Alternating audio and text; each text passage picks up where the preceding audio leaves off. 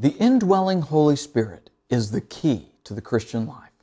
He brings Christ home to live inside us. He makes us Christians indeed, because the original and best Christian inhabits us in order to live the authentic Christian life through us by the Holy Spirit. But what real difference does the Holy Spirit make in my life today? How important is it that I be indwelled by the Holy Spirit? You know, it is so important. It is a matter of life and death. Paul says, quote, "For the mind set on the flesh is death, but the mind set on the Spirit is life and peace. Because the mind set on the flesh is hostile toward God. For it does not subject itself to the law of God, for it is not even able to do so.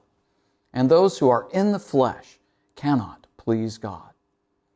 However, you are not in the flesh, but in the Spirit, if indeed the Spirit of God dwells in you. But if anyone does not have the Spirit of Christ, he does not belong to Him." Basically, Paul tells us that when God looks upon the sea of humanity, He sees only two categories of human beings: those who are in the flesh, on their own without the indwelling Holy Spirit, and those who are in the Spirit, indwelled by the Holy Spirit. Those who are in the flesh without the Holy Spirit cannot please God, no matter how hard they work to please Him, no matter how much money they give, no matter how many church services they attend, no matter how many good deeds they do.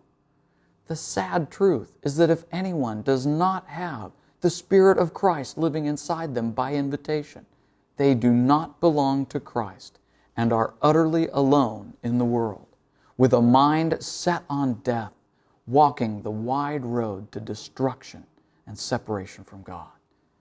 But the glorious truth of the gospel is that the Christian who has invited Christ to live in them by the Holy Spirit and is therefore indwelled by the Holy Spirit belongs to Christ and has an eternal position in the family of God that cannot be taken away.